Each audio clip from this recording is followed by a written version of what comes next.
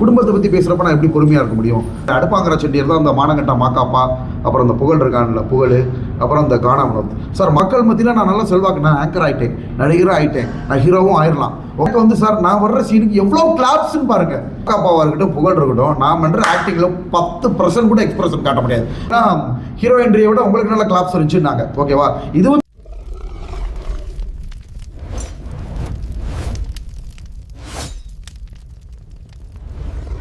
வணக்கம் சார், நான் உங்கள் தமிழ்நாட்டின் நடிப்பு அரக்கன் watermelon star doctor D Divakar பேசுகிறேன். ஆக்சுவலாக குக் வித் கோமாளிக்கு பிக் பாஸ்க்கு அப்புறம் நல்ல ஒரு வாய்ப்பு சார். அந்த வாய்ப்பு வந்ததுனால நான் குக் வித் கோமாளி ஷூட்டிங்கு போனேன். ஓகேங்களா, கோமாளியை செலக்ட் ஆனேன். போய் ஆஃப் டே ஷூட்டிங் முடிஞ்சு போன உடனே நம்ம வந்து பார்த்திங்கன்னா புகழுக்கு மூஞ்சி செத்து போச்சு. ஓகேங்களா, ஏன்னா புகழ் வந்து ஒன்றும் பெருசாக ஒன்றும் சாதிக்கலை. ஓகேங்களா, அப்படியே டிவியில் டெலிவிஷன் இருக்குது, அப்படியே தவிர ஒன்றும் பெருசாக ஒன்றும் கிடையாது. அதுக்கப்புறம் வந்து பார்த்தீங்கன்னா போன உடனே புறாமரிச்சு நான் கண்டுக்கிறல. எனக்கும் தனியாக ரூம் கொடுத்தாங்க, நான் அதில் இருந்தேன். அதுக்கப்புறம் கானா வினோத்துக்கு எனக்கும் பிக் பாஸ்லேயே ஆகாது. அவரை பற்றி நீங்களே பார்த்துருப்பீங்க, ப்ரெஸ் மீட்லேயே அவரை பற்றி ஏதாவது கேள்வி கேட்டால் அவாய்ட் பண்ணுவேன். ஒரு சரியில்லாத நபர் அப்படின்றதையும் நான் சொல்லியாச்சு சார். ஆனால் நீங்கள் வந்து பார்த்தீங்கன்னா உள்ளுக்குள்ளே போனது என்னை பற்றியும் குடும்பத்தை பற்றியும் ரொம்ப தரங்கட்ட முறையில் வந்து கானா வினோத் பேசினார். என்னை பற்றி பேசுகிறப்ப நான் பொறுமையாக இருக்கலாம், குடும்பத்தை பற்றி பேசுகிறப்ப நான் எப்படி பொறுமையாக இருக்க முடியும்? ஸோ கானா வினோத்தை நான் திருப்பி அவர் என் குடும்பத்தை பற்றி திட்டினதை நான் மறுப்பு தெரிவித்ததுக்கு புகழ், கானா வினோத், அதுக்கப்புறம் புகழ் கூட வந்து ஜிம்பாய் மாதிரி ஒரு ஆள் ஹெல்ப் வச்சுருந்தாங்க சார். எல்லாரும் சேர்ந்து வந்து என்னை தாக்குனாங்க. அது விளக்க வந்ததில் அறந்தாங்கி நிஷாவுக்கு அடி, சுனிதாவுக்கு அடி சார்.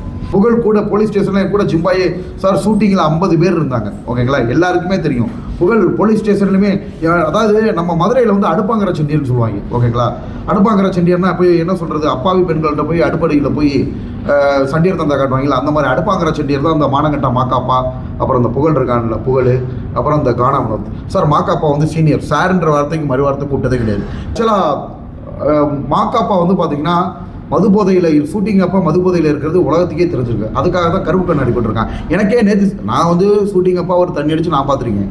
ஓகேங்களா, கருப்பு கண்ணாடி போடுறது இதுதான் காரணம் அப்படின்றது நேற்று தான் நான் கேள்விப்பட்டேன். ஓகேங்களா, ஸோ இந்த மானங்கட்ட சார் மாக்காப்பா ஒரு அறிவே இல்லாதாங்க சார். ஒரு பிரச்சனை நடக்குதுன்னா கானா வினோத் என் குடும்பத்தை பற்றி தப்பாக பேசியிருக்காரு. ஓகேங்களா, புகழ் வந்து சேர்ந்து அடிக்க வர்றாருன்னா அதுக்காக வந்து பார்த்தீங்கன்னா மாக்காப்பா ஆனது இரும்பு ராடால் எரியக்கூடாது. ஓகேங்களா, சுய அறிவு சுய நிதானத்தில் இருக்கவங்க இது பண்ண மாட்டாங்க. மது போதையில் இருந்தால் மாக்காப்பாவுக்கு தாய்க்கும் தாரத்துக்கும் வித்தியாசம் தெரியாதா? அறிவுன்னு ஒன்று இருக்கா சார்? சார் மாக்காப்பா ஒரு சாதாரண ஆங்கர் தான்.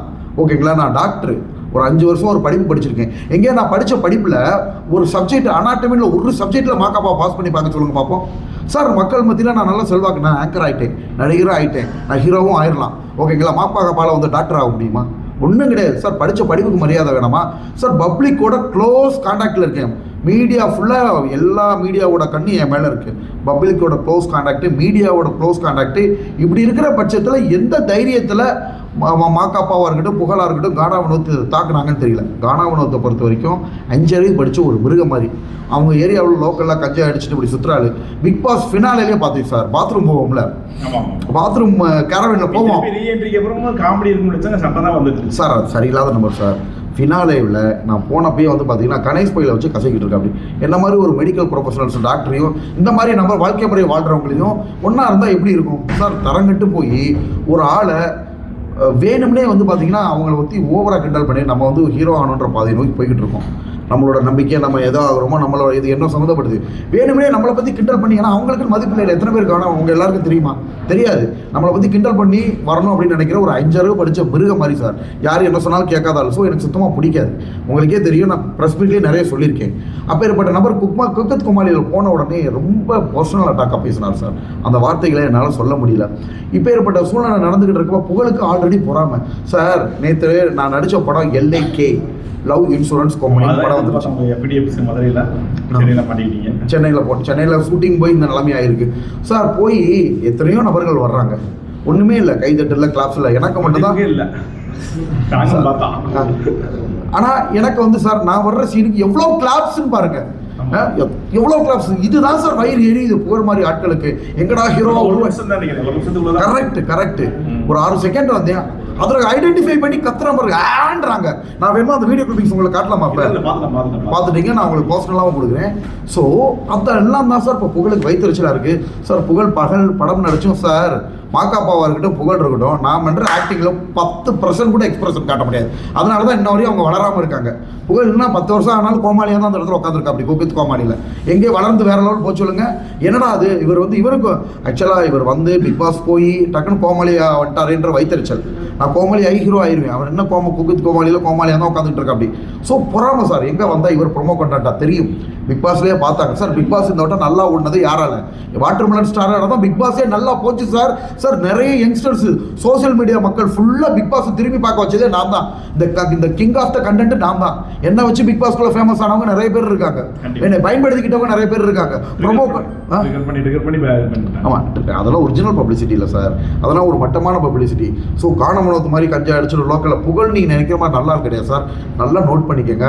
மலேசியாவில் ஒயிட் ஷாப்பில் தண்ணி அடிச்சுட்டு காசு கொடுக்காம ஒயிட் ஷாப்பாக அவங்க நபர்களை எல்லாம் புகழை அடித்து உட்கார வச்சுட்டாங்க. என்னோட நம்பர் போய் தான் காசு கொடுத்து 2000 வெள்ளி காசு கொடுத்து தான் புகழை கூப்பிட்டு வந்தாங்க.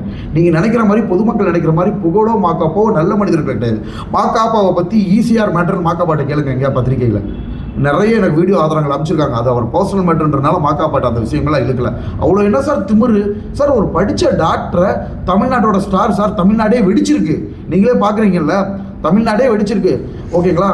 நிறைய அட்வொகேட்ஸ் அதை ஷேர் பண்ணியிருக்காங்க. நிறைய யங்ஸ்டர்ஸ் எல்லா சேனலும். அப்படி இருக்கிற ஒரு நபரை இது என்னோட ஓன் பப்ளிசிட்டி சார். பிக் பாஸ்க்கு முன்னாடியே அப்படி தான். நான் பிக் பாஸ் போன உடனே டைம்ஸ் ஆஃப் இந்தியாவில் பாருங்க பக்கமாக எழுதியிருக்காங்க. இதே கானாவனத்து பிக் பாஸ் வந்தார். கானாவனத்தை பற்றி எந்த மீடியா எழுதிச்சு? மனசாட்சி தொட்டு எல்லாரும் சொல்லுங்க. வாட்டர்மெலன் ஸ்டாரை பற்றி தான் எல்லாரும் எழுதுறாங்க. இவங்கெல்லாம் யாரு சார்? ஸோ நம்ம வளர்ச்சி மேலே பொறாமப்பட்டு நீ அமுக்கிறதுக்காக பண்ணுற விஷயங்கள் சார். ஓகேங்களா? மாக்காப்பா ஒரு சாதாரண நபரை தொட்டாலே அவங்க சும்மா விட மாட்டாங்க. நான் பெரிய ஆளுன்னு சொல்லவில்லை. என்னோட உழைப்புனால எல்லா மீடியா கண்களும் பற்றுச்சு, பிரபலங்கள் கண்ணும் பற்றுச்சு, டிவி சேனல்ஸ் கண்ணும் பற்றுச்சு, இளைஞர்கள் கண்ணும் பற்றுச்சு. இப்படி இருக்கிற நபரை பண்ணால் அவங்க சும்மா விடுவாங்களா சார்? அதான் நம்ம மதுரை பக்கம் அடுப்பாங்கிற செண்டிடுறாங்க. ஒரு ஆள் தனியாக வந்து நம்ம வந்து பார்த்தீங்கன்னா ஒரு ஆளை தனியாக சேனலை நம்பி போகிறோம். திருப்பி சொல்ல வர சேனலும் ப்ரொடக்ஷன் மேலேயும் தப்பே இல்லை சார். ப்ரொடக்ஷன் வந்து ஒரு நாளைக்கு ஷூட்டிங்கு 30 லட்ச ரூபா 40 லட்ச ரூபா செலவு பண்ணுவாங்க. அவங்களுக்கு வேலை முடிக்கணும். நல்லவங்க கெட்டவங்களாம் பார்க்குறதுக்குலாம் அநியாயம் இல்லை. ஒரு ஆளுக்காக அவங்க 3 பேரை அவங்க வெளியே அனுப்ப முடியாது.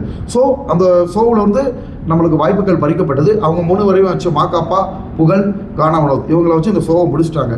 ஆனால் டெலிவிஷனையும் இவங்களையும் தப்பு சொல்ல முடியாது. ஏன்னா பிக் பாஸில் போய் நம்ம சம்பாரிச்சு வந்துடும். இதெல்லாம் டெலிவிஷன் தான் முக்கிய காரணம்.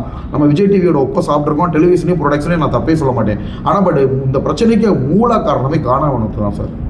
ஓகேங்களா? ஸோ கானாமனோத் தான். நம்ம ஊரில் சொல்கிற மாதிரி அருப்பாங்கடை செட்டியர் மாதிரி ஒரே ஆளாக தனியாக வந்திருக்காங்கன்ட்டு 7 பேர் சார். நம்மளுக்கும் திரும்பி பண்ண தெரியாமல் இல்லை. என் கிளாஸ்மேட் ஃபோன் பண்ணான், என்னடா மச்சான் சக டாக்டர் தான், காத்தடிச்சாலே மாக்காப்பா பிறந்துடும் அப்படி தாப்பா குச்சி மாதிரி இருக்காரு. அவர் இருக்காருன்னு எரிய வாங்கிட்டு வச்சிருக்காரு வச்சான். ஓங்கி ஒரு கொடுக்க வேண்டியதானே. நான் சொல்லவே இல்லை, தப்பு. நம்ம ஒரு படிச்சிருக்கோம், ப்ரொஃபஷனலாக இருக்கும், டாக்டராக இருக்கும். மாக்காப்பாவே அடித்தாலும் அடியை வாங்கிட்டு போலீஸில் ஹேண்ட் ஓவர் பண்ணு. இதுதான் மக்கள்கிட்ட ஜெயிக்கும். ஓகேங்களா? மாப்பாக்கா அளவுக்கு நம்ம அறிவு இல்லாமல் இறங்கக்கூடாது. ஓகேங்களா? என்ன சார் பெரிய மாக்காப்பா? சாதாரண ஆங்கர் தான். நான் நடிக்கிற நடிப்பில் ஒரு 10% 5% நடிச்சு காட்ட சொல்லுங்க பார்க்கும் சார். நான் யூடியூபர் கிடையாது, சாதாரண பிசியோதெரபி மருத்துவர். ஓகேங்களா? இதே இடங்களில் நான் வர்றப்ப என்ன சொன்னாங்க, சாதாரணமாக ஒரு வடை சாப்பிட்டா கூட அதை எடுத்து போட்டால் மில்லியன் நியூஸ் போகும். ட்ரீட்மெண்ட் பண்ணுற வீடியோ போட்டேன். நான் நார்மலாக வீடியோ போட்டு அது பிரபலம் ஆகி 500 சேனல் உங்களை மாதிரி என்ன இன்டர்வியூ எடுத்தாங்க. டிவி சேனல் போட்டாங்க. ஃபாரின் போனேன். டிக்டாக்ல என்ன என் பேரை போட்டு நிறைய பேர் ஐடி ஓப்பன் பண்ணாங்க. கடைசியில் பிக் ஸ்க்ரீன் பிக் பாஸ்க்கு முன்னாடி நீங்கள் 5 படம் நடிச்சிருக்கேன். லவ் இன்சூரன்ஸ் கம்பெனி நீங்கள் பார்த்தீங்களே, அது பிக் பாஸ்க்கு முன்னாடி போனது. யாருக்கு கிளாப்ஸ் வந்துச்சு? நீங்களே சொல்கிறீங்க, நான் சொல்லலை. ஓகேங்களா? ஹீரோ கேட்கலாம் உங்களுக்கு கிளாப்ஸ் வந்துச்சு. ஓகேங்களா? சில இடங்களில் வந்து பார்த்தீங்கன்னா ஹீரோ என்ட்ரியை விட உங்களுக்கு நல்ல கிளாப்ஸ் இருந்துச்சுன்னாங்க. ஓகேவா? இதுவும் தற்பெருமைக்காக சொல்லலாம். நான் கிளிப்பிங்ஸ் அமைச்சுறேன் பாருங்கள். அப்படி இருக்கிற ஒரு பட்சத்தில் என்ன இப்படியேப்பட்ட ஒரு ஃபெமிலியரான பர்சனை நீ தொட்டால் நாங்கள் சும்மா விட்றோமா? அப்படியே நான் மன்னிப்பு தான் சார் கேட்க சொன்னேன். தொட்டு நீங்கள் தான் ட்ரிகர் பண்ணீங்களா? அவர் தான் சார் ஆரம்பத்தில் பேசினார். கானாவனத்து உள்ளே போனவனே ஓவராக உருவக்கிளி பண்ண. அப்படி என்ன கொடுமைனா, கானாவனத்து பார்க்க சைக்காமல் இருப்போம். அப்படி என்னோட ப்ளஸ் பாயிண்ட்டே என்னோட உருவ அழகு தான் சார். ஒரு ஃபேஸ் கட்டு இப்போ இருந்தில்லை. நான் குழந்தையா இருக்கிறப்பலே அவன் முகத்தில் என்னமோ தெரியுது.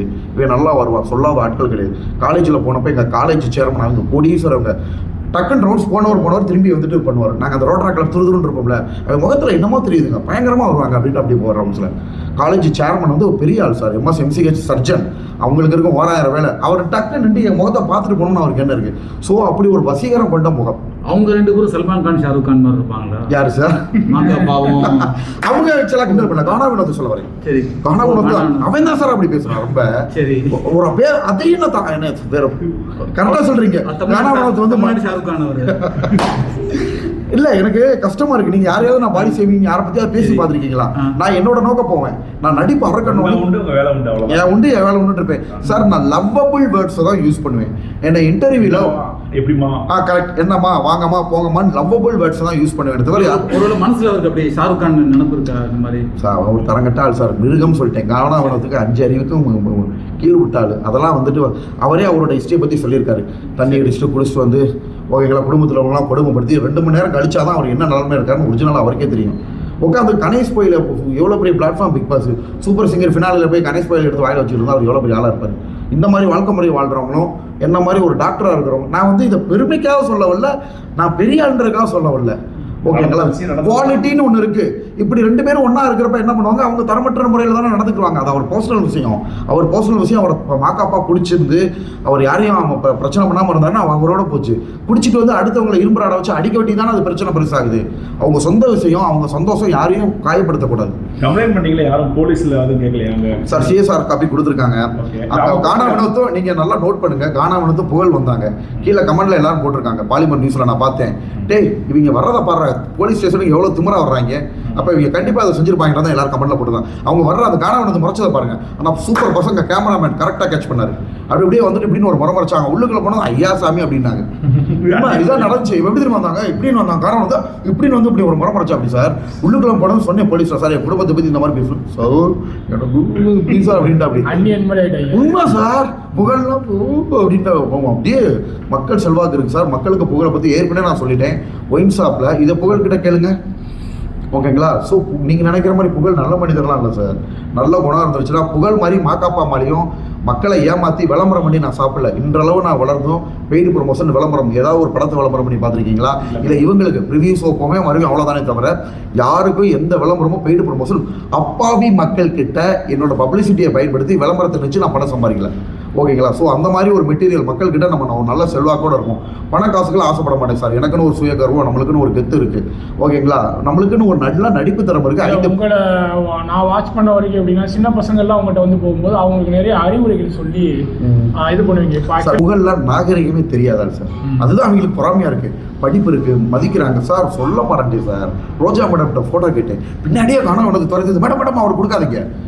மாதம்பட்டி ரங்கராஜ் சார் வந்து அவரே கூப்பிட்றாரு, திவாகர் நீங்கள் தைரியமானாலும் எனக்கு பிடிக்கும், தோல் மேலே கைப்படுறாரு சார் ஃபோட்டோ கொடுக்காதீங்க அப்படின்ற. அப்படி அப்போ நான் அவர்கிட்ட பேசிகிட்டு இருக்கேன். என் ஃபோனில் பக்கத்தில் வீடியோ எடுத்துக்கிட்டு இருக்காரு. அந்த ஃபோனை பிடிக்கிட்டு ஓடிறார் சார். காணா அவனுக்கு வயசு என்ன, என் வயசு என்ன சார்? ரொம்ப சீனியர் சார்.